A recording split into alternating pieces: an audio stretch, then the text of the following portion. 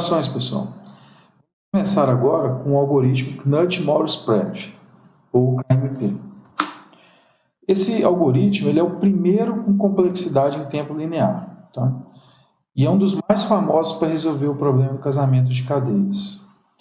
Ele foi originalmente inventado por Donald Knuth, Vaughan Pref e, independentemente, por James Morris, em 77.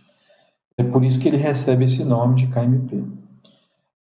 É uma implementação relativamente complicada e, na prática, ele perde desempenho se comparado a algoritmos sucessores a ele, como o Shift-End e o Boehmore-Hospital.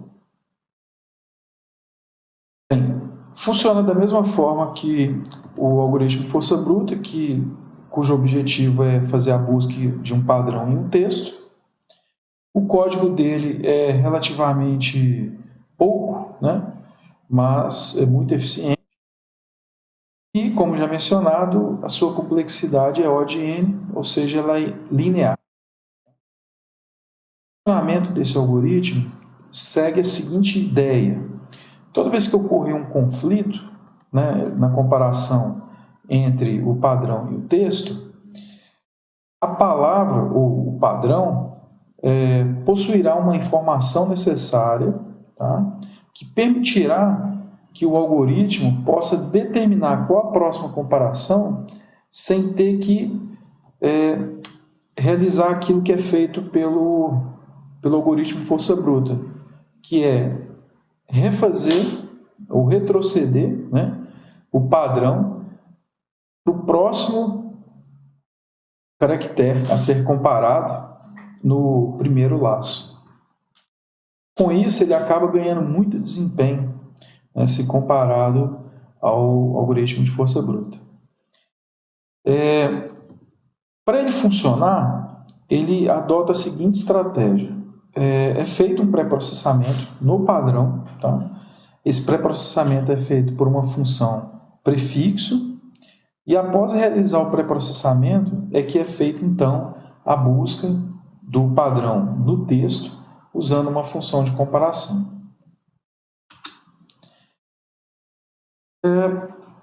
Explicando de uma forma resumida, vamos supor que tenhamos um texto com os seguintes caracteres: CAA, BAA, BAAAA. E estamos buscando o padrão AABAA. Em linhas gerais, a estratégia desse algoritmo é realizar o seguinte. Inicialmente, o padrão vai ser comparado com o primeiro caractere do texto. Como vai ser dado um conflito, ele vai seguir comparando com o seguinte caractere. Então, ele vai comparar A com A, verdadeiro.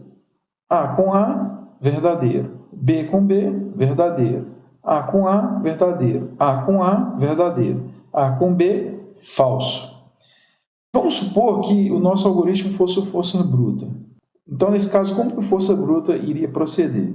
Ele ia passar a comparar o padrão com o próximo caractere do texto, que no caso seria esse A do texto com esse A do padrão. Só que no caso do KMP, ele evita essa comparação, não vai precisar fazer ela. Nem essa aqui, que seria o próximo caractere, o primeiro caractere do padrão com o próximo do texto. Então, diferente do força bruta, o KMP já vai partir para a seguinte comparação. Esse caractere A do texto com esse caractere A do padrão. Como que ele faz isso? Por meio desse pré-processamento que é realizado, que acaba dando a ele a capacidade de conhecer de antemão, né, as características do padrão e, com isso, evitar tentativas de comparação que ele sabe que vão gerar conflitos.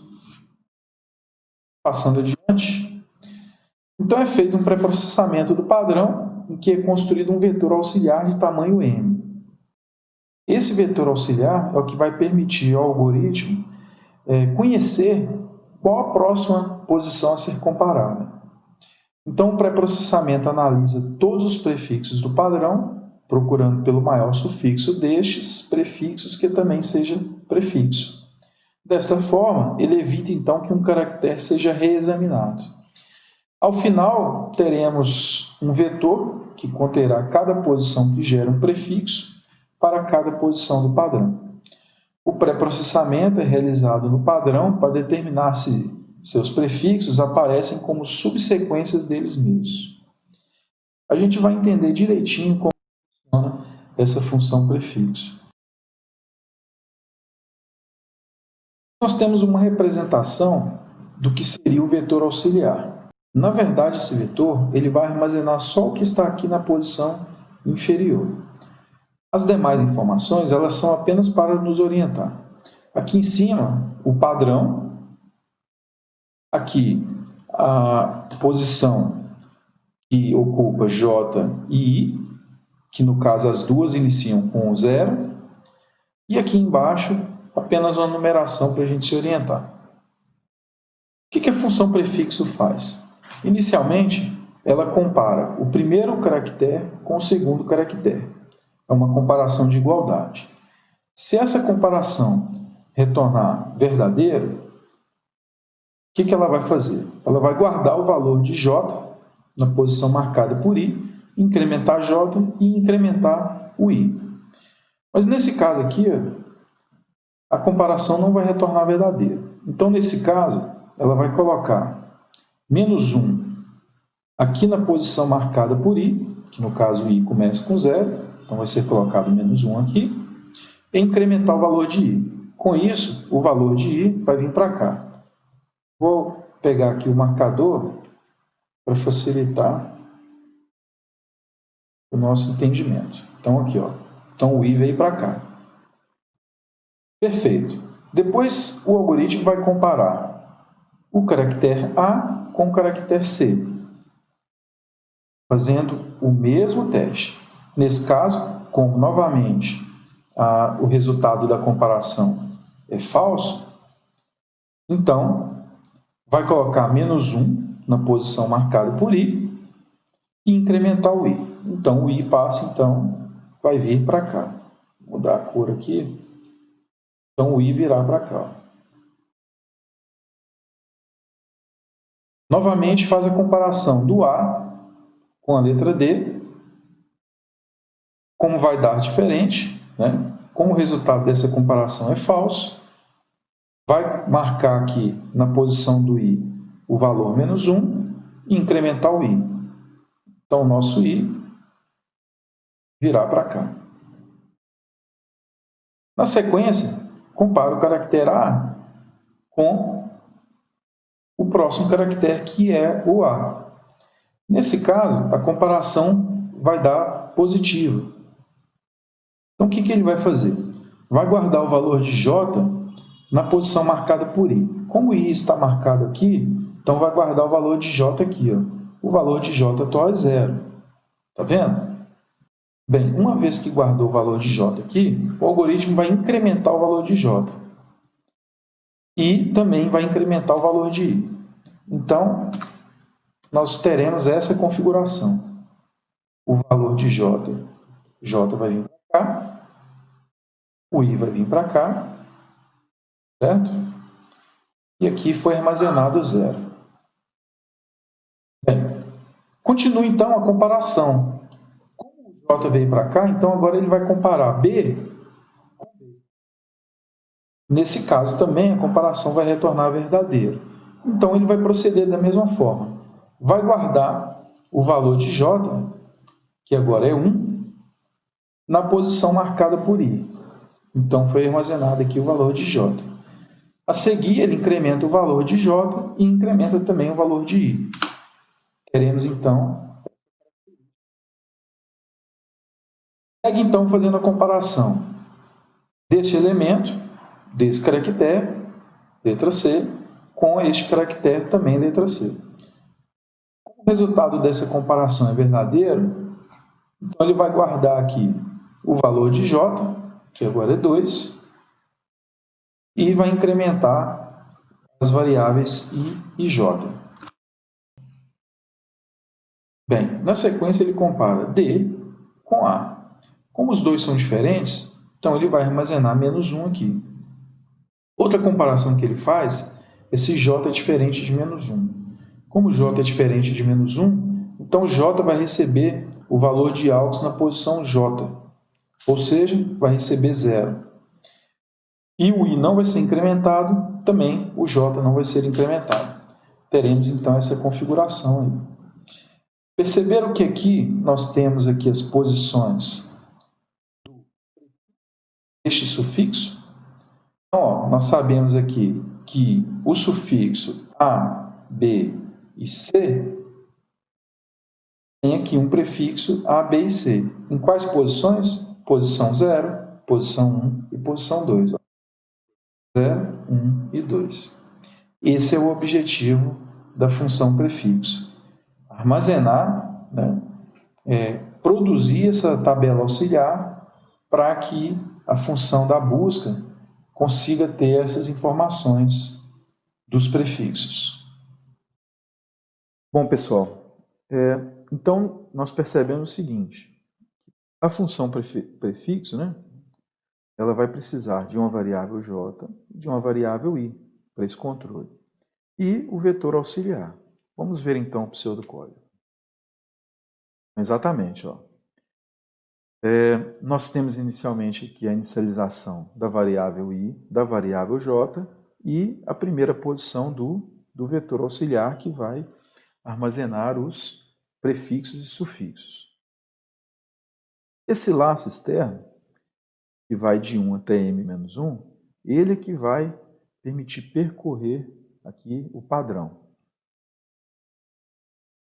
Bem, ao entrar aqui,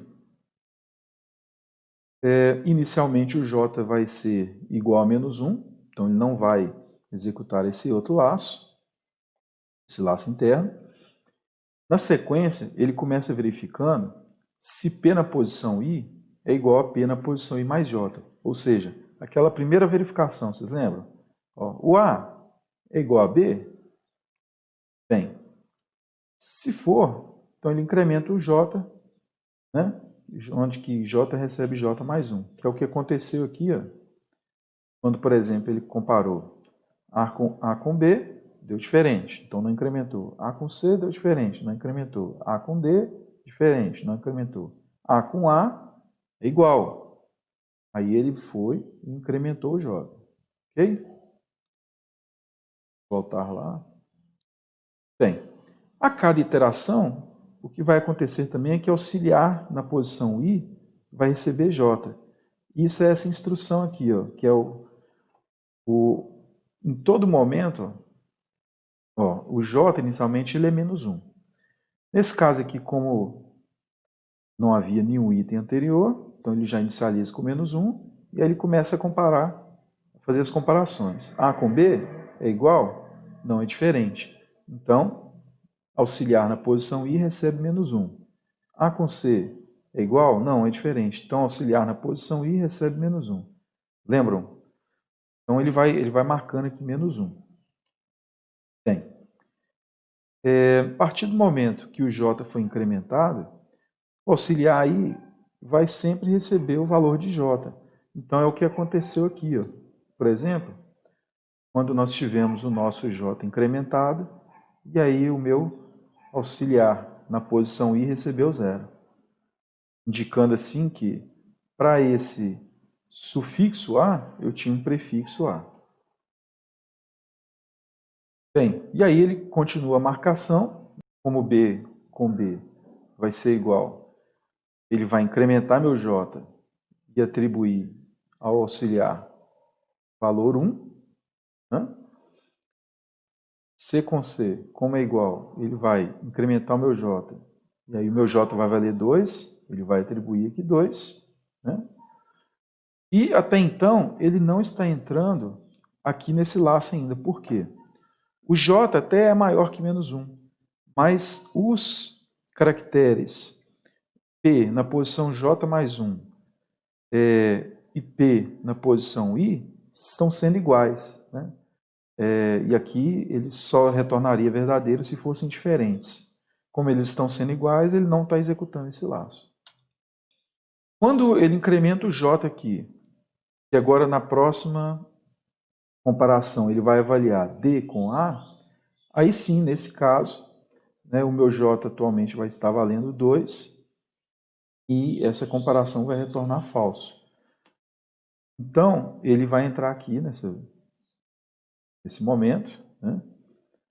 Como o meu J é maior que menos 1, e P na posição J mais 1 é diferente de P na posição I, ele entra e o J vai receber auxiliar na posição J.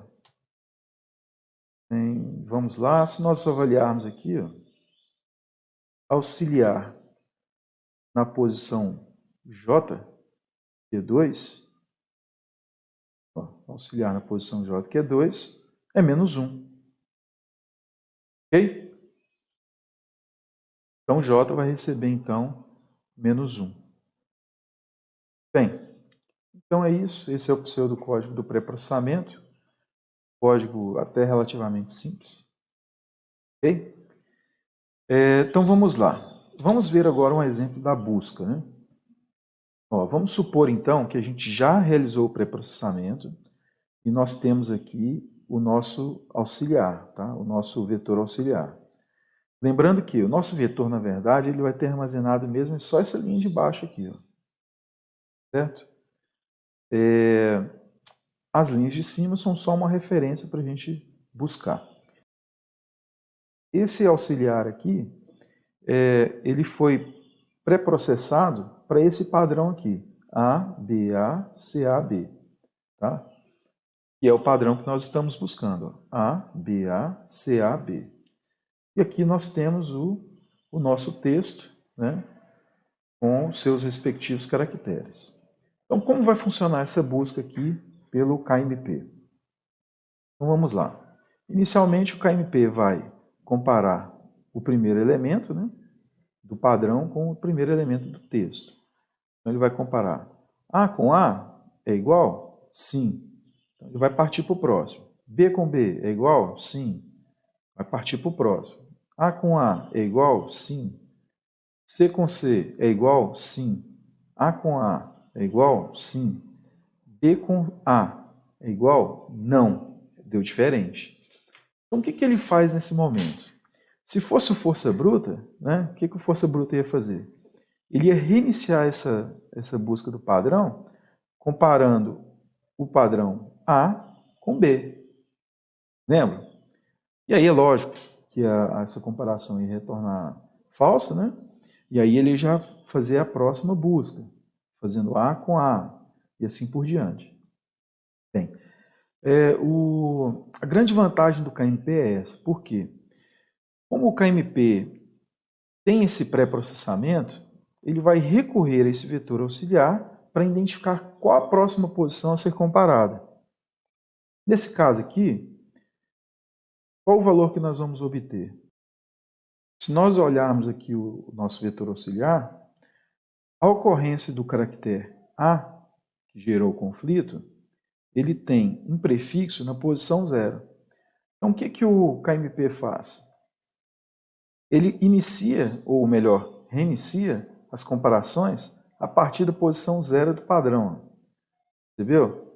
Então, ele reinicia, ele evita fazer essas comparações desnecessárias aqui e reinicia a partir da posição 0 do padrão. E aí ele retoma as comparações. Ó. A com A, verdadeiro. Então ele prossegue. B com B, verdadeiro, prossegue. A com A, verdadeiro, prossegue. C com C, verdadeiro, prossegue. A com C, deu falso. O que ele vai fazer agora?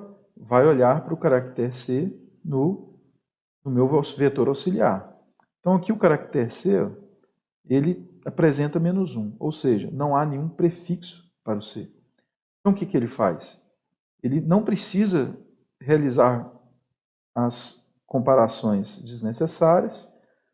Como não há nenhum prefixo, ele já começa da posição seguinte. Ó. Ele nem chega a comparar o padrão novamente com esse caractere C. Ele já começa a partir da próxima posição. E aí ele vai comparar aqui então o A com A, positivo, B com B, positivo, A com A, positivo, C com C, positivo, A com A, verdadeiro, né? B com B, verdadeiro. Então, ele encontrou aqui agora, nesse momento, o padrão. Entendido, pessoal? Esse é o grande ganho aí que o KMP proporciona, tá? Utilizando aí esse vetor auxiliar, que possui armazenamento dos sufixos, né, para os prefixos. E com isso ele evita aí fazer várias comparações desnecessárias. Bem, então depois de ver aí como funciona a busca, a gente pode dar uma olhada no pseudocódigo dela, né? Então está aqui. Bem, o pseudocódigo vai receber então como argumentos de entrada o texto, né, o tamanho do texto, o padrão, o tamanho do padrão. E a saída vai ser a substring T, né, o índice, né, para a primeira substring T, ou a indicação de que não existe aquela substring. Depois que a gente entende o código do pré-processamento, fica até mais fácil entender o código da busca. Então, inicialmente, nós temos aqui a inicialização do vetor auxiliar e a invocação, está vendo aqui? Vou até marcar aqui para ficar bem claro. Ó, essa aqui é a invocação para o pré-processamento, onde eu passo o padrão e o auxiliar como argumentos de entrada. Bem, então após executar essa instrução, o meu vetor auxiliar já vai estar preenchido com aquelas posições. Aí eu inicializo a variável k, né, e chego então no laço que vai percorrer o texto. Esse laço, vocês podem observar que ele vai de 0 até n-1. Então, ele que é o responsável por percorrer o texto. Ao entrar aqui nesse laço, o valor de k, como ele iniciou com -1, então essa comparação vai retornar falso, ele não executa esse laço, então parte aqui para a próxima instrução, onde ele vai comparar o texto com o padrão. A com A, B com B e assim por diante. À medida que ele encontra elementos iguais, né, ou caracteres iguais do texto com o padrão, ele vai incrementando o valor de k. Se k, né, após executar n, ou melhor dizendo, m iterações, se k se igualar ao tamanho do padrão, então quer dizer que encontrou o padrão. Então ele retorna o índice. Bem, se ocorrer ao longo das comparações, né, ele encontrar um conflito, como ocorreu aqui, por exemplo, entre A e B, o que vai acontecer? Nesse caso, o K vai ser maior que -1 e aqui vai ser identificado o conflito, ó, onde P na posição K mais 1 vai ser diferente de P na posição I. Olha só que interessante, aqui que é o ganho que o KMP obtém. Ó. Por quê? Nesse ponto, a variável k, ela recebe o valor que está no vetor auxiliar na posição k. Percebeu? Então é aqui, justamente aqui, que ele vai utilizar o vetor construído no pré-processamento. Ao passar como argumento que é a variável k, ele vai justamente obter esse valor aqui, que nesse caso aqui, por exemplo, foi o prefixo 0 para o caractere A.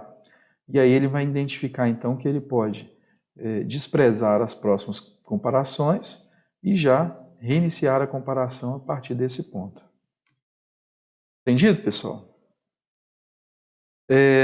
Bem, se caso ele percorrer todo o vetor e não encontrar, né, ou a substring ou o padrão, então ele vai executar essa instrução aqui retornando -1. Vou mostrar para vocês aqui o código-fonte. Olha só, esse aqui é o código-fonte. Aqui segue o mesmo padrão lá do pseudocódigo, onde inicia os valores, ó, de K, de I. Aqui ele está chamando o J, aqui ele utilizou aqui ele nomeou, lá no nosso pseudocódigo, a gente usou o termo J, né? Aqui ele está utilizando o K. Tá? Aqui o vetor auxiliar, né? Aí aqui o laço externo, né? Que percorre o padrão. O laço que permite reiniciar o valor de K, ou de J, né, no caso. A comparação dos sufixos com prefixos, que vai incrementando o valor de K. E então o armazenamento das posições. Tá? Aqui nesse ponto que ele armazena -1, 0, 1 e assim por diante. Bem, na função de busca, segue também o mesmo padrão, tá certo? Onde eu tenho aqui o laço externo, que vai percorrer o texto. Esse laço interno aqui é o que vai identificar a posição na qual ele vai reiniciar as buscas. Aqui as comparações, que vão permitir incrementar o K. E o ponto aqui que ele encontra o padrão. Entendido, pessoal? Então é isso. A gente vai ficando então aqui com essa função KMP, tá? Na próxima aula, então, a gente vai dar sequência com o algoritmo BMH. Tá certo? Bons estudos para vocês. Tenham uma boa semana.